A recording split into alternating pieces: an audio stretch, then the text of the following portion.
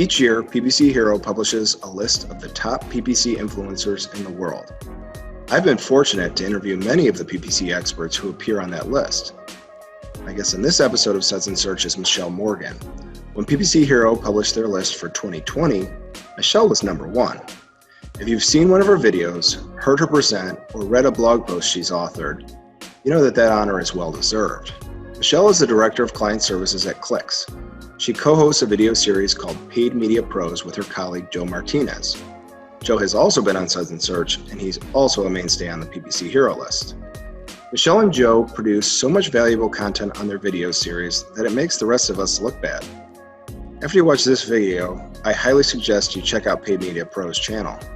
Michelle is deeply knowledgeable on a wide range of subjects. One week, she'll give you a rundown on targeting options for Snapchat ads, and the next, she'll be talking about Facebook audience overlap tools. Then the next, she's covering site link ad extensions in Google. One of the reasons I was so excited to talk with her was to find out how one person knows so much about so many different ad platforms. At the same time she produces all this incredible video content, Michelle is also an in-demand speaker at conferences like Engage, PubCon, HeroConf, the Utah DMC, SMX, and many, many others. Michelle and I drank cider and talked about why your CTAs might suck, how she'd design an ad campaign if budget wasn't a concern, and how to collaborate with other stakeholders. Grab something cold to drink and tune into a conversation with the top PPC influencer in the world. All right, Michelle Morgan, welcome to Suds Search. How you doing? I'm doing well. Thanks for having me. It's like 80 degrees here in Chicago, 85 degrees. I wore totally the wrong kind of shirt and I'm totally hot. So I did get some cider, which I think is your favorite beverage. Love it. Right? Uncle John's. Yeah. Uncle John's, which is, I guess, from St. John, Michigan. Okay. Which I'm from Michigan, but I think it's like smack dab. It's like a bullseye in Michigan, right in the middle of the state. And Gotcha. I don't drink cider that much, so you're kind of the expert. What are you having? I am actually having an Ace pineapple. So Ace happens to be one of my favorite brands, quite frankly. I've been drinking their pear since I was in college. Definitely the right age to do it, for sure. But they have a lot of cool stuff. They're out of California, someplace out there. So super good. Awesome. Let's do like a virtual cheers, clink, and welcome aboard. Thank you much. I am a big fan of yours and Joe's and everything you guys are doing. You're putting out so much video content, you're making us all look bad. But one of the things that strikes me that's why we're here, right? Make you guys catch up a little bit. That's right, exactly. One of the things that strikes me about your guys' collaboration is the sheer number of ad platforms that you are like an expert at. So it's Sure. like, again, making us look bad who are just kind of, stay in our lane with Google and Bing or something like that. But I want to ask you a real practical question, which would be how you make choices. So if a client comes, say, I have a bottomless pit of money, whatever that means, like if that's $100,000 or that's $1 million a month or whatever, I want to hold you guys accountable for return on ad spend. I'll give you everything you need. We can do a strategy session, but really I don't care what platform I'm on. I just want to make sure I get a return on ad spend. How do you begin to make a choice about where to position their dollars and what ad platforms to put them on? Sure. So a lot of that has to do with what that business is trying to sell, do, how they're trying to engage with people. Sometimes, like if we've got a B2C company, let's say we've got just like a big e-com company, they're selling something really as common as socks, something like that. Or on the other hand, you've got a B2B SaaS company that only targets enterprise level companies. They're the only ones who can afford it. Just at a really high level from those two, you know that the one that sells socks is probably going to do great on Google and Bing and maybe like Facebook and Instagram and that kind of stuff, because that's where a lot of consumers tend to be. But the B2B SaaS stuff, probably not going to do so hot there. That's where we push to LinkedIn, Capterra, all that kind of stuff. So sometimes just from the company and what they do, there's at least a pretty clear division of, at least we know half of what we're going to do. We're going to start over here because this makes the most sense. But a lot of it has to do with doing some research using what's available in the platforms. So sometimes like for if there's a company that kind of fits in the middle and you might think that they're a good fit everywhere, a lot of those platforms have tools that can help you either estimate audience size of people that might be there if you kind of know your target audience to go after.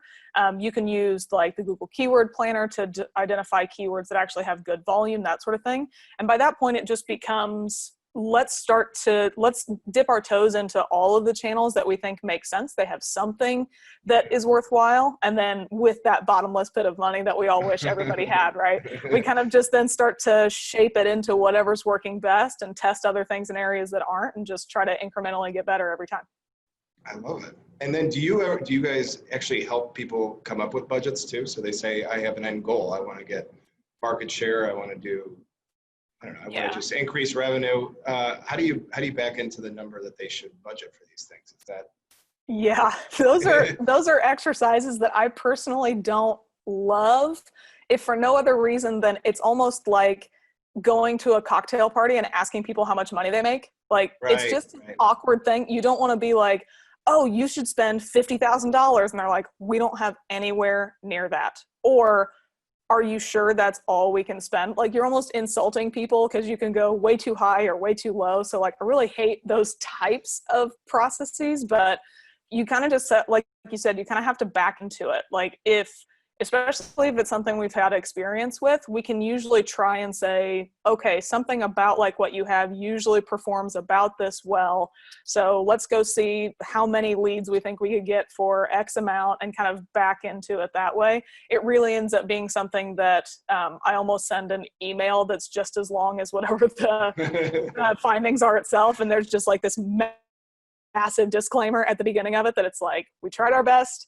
Here's what we think, that sort of thing. So yeah, sometimes we help people come up with budgets. I personally like for them to just tell me, we have this much to test or we have this much to run with, and then we kind of fit the pieces in there, but we do go the other way sometimes too. Okay, awesome. And you're well known for talking about the customer journey and customer funnels or sales processes. What, one of the first things I would ask is, like, some of this stuff maybe seems like out of your control, like landing pages, there are stakeholders, right? You could have a lot of an influence over it. What is the paid media person's role in developing strategies for good landing pages, for example? Yeah, so it does come back to the people that you work with. Sometimes your role is to actually build the landing pages. We've got some accounts that we work with where they actually just got an unbounce account because we asked them to, and we build the landing pages and we go from there. Like, they've got approval if my design skills aren't as good as they could be. So sometimes we'll build as close as we can get it to looking really good, and then their design person comes in and somehow like just changes the font and like softens some edges and it looks infinitely better. So sometimes it can be as involved as that, but other times your role is basically just screaming into the void. I don't think you're doing your due diligence unless you're sending lots of ideas. Like, if the landing page is really the problem, you need to at least be telling people that that's the problem. Like, don't point at it and make it an excuse for why other things aren't performing as well. Like, still do all of your optimizations and whatnot, but if it's just getting to a point where the landing page is the problem, I don't care if it's once a month, once a week, whatever it is, you've got to at least send the thoughts about it, because at some point they're going to say, why isn't performance good? And it's like, I've sent you 12 months worth of emails of why it's not good. So that's a great tip. Just screaming into the void. I wonder if the advice is going to be the same, but the other collaboration that seems really important is you with the salesperson who's going to take the SQLs or MQLs and like actually take them through this journey. What's the paid media expert's role in collaborating with salespeople? It ends up being a lot more of a higher percentage of that screaming into the void part, unfortunately. So depends on the company that you work with. Typically, the types of companies that we work with, we have a point of contact that is a high up in the marketing department, and they usually have their hands in marketing and sales to some degree. So usually that person plays kind of the mediator between the two, which can be really helpful. Most of the time. Sounds like an awful job, by the way. But oh, it sounds horrendous. I don't think I'd want to do it. But I think that for the most part, what we do is kind of tell them, we start off by saying, like asking them, what do they want? What types of leads do they want? What makes a lead good? What makes a lead bad? It's kind of the whole idea of, who was it? I want to say it's like Benjamin Franklin, but it's going to be a horrendously misattributed quote. Something like, if you want somebody to care about you, ask them to do a favor for you, or ask them to do something for you. So I usually start off by asking sales what they want. And then over time, I kind of ask them, how are things going? Are they getting better? Are they getting worse? And then we kind of tie that back in. And sometimes we can mitigate getting around actually talking to the sales team by just looking at Salesforce and seeing where lead status is and seeing what lead quality is. Did they get rejected? Are they approved? Do they go through to customer? That kind of thing. And we can use that to work on it, but it ends up being a lot of talking through third parties and just asking for a lot of information from the sales team is usually about how it goes. Oh, makes perfect sense. So the other thing, as you go through this customer journey, copy, and in particular, CTA is something that you talk about a lot. You say most people's CTAs are probably terrible. They're garbage. They're usually garbage. What do you mean? What, people are proud of this, you know, they love their CTAs. That's the problem. People are so proud of what they've put together that they think what they've done is what everybody is going to want, and is probably not. Like, how, literally, in your life, how many white papers have you downloaded and then read? It's maybe counted on five hands, if we're right? being maybe five if we're being extremely generous. But that's what we crank out all the time, assuming that people are going to read 10-page ebooks and whatnot all the time as their call to action. That's not what people want. People want you to help solve their problem. So give them something that actually provides value in the moment that they don't have to then read a book for. That's usually what I mean. It ends up being something that many companies end up pushing what they're the most proud of, but that doesn't, I mean, sometimes it can, but it just doesn't always align with what actually helps their customers right away. And it's not how they want to receive the information. So even if you've got the information to fill up a 10-page ebook, can you somehow turn that into a video that you can gate where somebody's talking at you for 10 minutes instead of them having to read it and come back to it? Can you turn it into a calculator or like an interactive tool? Those I think do the most, because people can input like a mortgage calculator or something. Sure. You put in all of your information, it spits out a number, and now they've gained value, gained insight from you. And if you've got to then follow up call to action on like a demo or a free trial or something like that afterward, great. You at least brought them in with the whole kind of one step in the door idea. So it just ends up being a lot better when you know, pay attention to what your consumers want and don't just shove whatever you want to down their throat because you think that that's the coolest thing you've ever done. Yeah, and so a lot of this, so awareness CTAs should be a little bit, they shouldn't hit you over the head as much. Is that sort of one of the common problems that you see? Is like, it should be a little softer, a little bit more just like, no pressure. Right. Yeah, like, yes. I think that a lot of people have confused top of funnel and prospecting with the call to action. Like they say we want to do prospecting, but we're going to have the demo as the call to action. It's like, okay, I mean, I get it, but like, that's not the best user experience going from like 0 to 100 real quick. So yeah, a lot of that has to go back into that. Okay. And then I'm curious if you have an example that just where you guys hit a home run, where it really went well and you started to see, I hope you do. My reaction is already telling you that very few people hit home runs.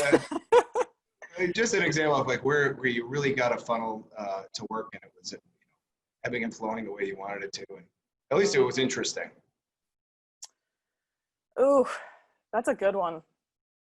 I mean, we've done some really good stuff when it comes into just using some video ads for kind of a brand awareness piece, then re-engaging those users with kind of a mid-stage newsletter sign up, something like that, and then eventually upselling them into a free trial and then upgrading to software. So like it had a lot of steps. That's cool, yeah. But it was one of those things where we knew we were targeting the right folks, but it's not one of those one-day decision things. So get your kind of cool, flashy thing out in front and catch their attention when it's going to be really short. And then if they kind of keep engaging with you, then you can start to give them some of that heavier, more, some of the heavier information, it takes a little bit longer to digest because they're already invested in you. They've come back, they've engaged again. So then you give them a free trial. They're already in the software. They're trying to figure out what's going on. And then you upgrade them to the kind of premium model once you've actually proven the software, which that's one of the challenges with freemium stuff is you're talking about sales and sometimes landing pages being out of your hands. Talk about an entire project, like an entire product being out of your hands. Like what you're selling, you can only sell it as well as the product actually is. So if our clients have a terrible product, we can get them into a free trial, but if they don't stick around, that's not necessarily because we didn't generate good leads. It's because your product might be terrible. So there's a lot of roadblocks when it comes to that. Wow, there's a lot of things in motion. So this thing hovering over all of this, like we have the marketing tactics and we have a perfect funnel, is data or analytics that come in too. So are people generally in your view tracking enough things in their analytics? Is there enough data being collected? You've said, I've seen in a presentation where it's like, track it all. There's really no, having too much data has hardly ever been a problem for someone like you, right? Yeah, 100%. I'm somebody who we have clients all the time tell us like, well, I can give you a report, but it's like really big. It's got a lot of stuff in it. It's like, I'm the person you pay to dig through that. Like, send me the big report. I'll find what I need to in it. It'll be fine. But yeah, so the biggest challenges are that people aren't tracking enough. And then one of the second pieces as part of that same presentation that you probably saw is that they don't know how their information is being tracked. Like maybe you tag it, like use the end of the URL to tag some parameters on there, but they don't actually know how that information is being recorded in a CRM. Like HubSpot records things in kind of a goofy way. It's not quite as standardized as I personally would like. Marketo's an easier one. And then they don't always know how that tracks into Salesforce as well, and kind of how their platforms are talking together. And obviously the link between those is huge. If we're generating leads that then go to the sales team that they then give us feedback on, it's like, it's hard for us to take anything away from the fact where when they say last week's leads were bad, and it's like, well, which ones? It's like, I don't know. I'm like, okay, well, can't do anything with it. So yeah, the analytics part of it is a tough one. It's one that there has not been an account that we've ever like checked it off the list, solved it, everything was perfect. There always ends up being something wrong somewhere, but we've got to just say we've got 95% of it right. So there's only so much we can do. That's awesome. Yeah, I think you guys are doing an amazing job. I love your video series.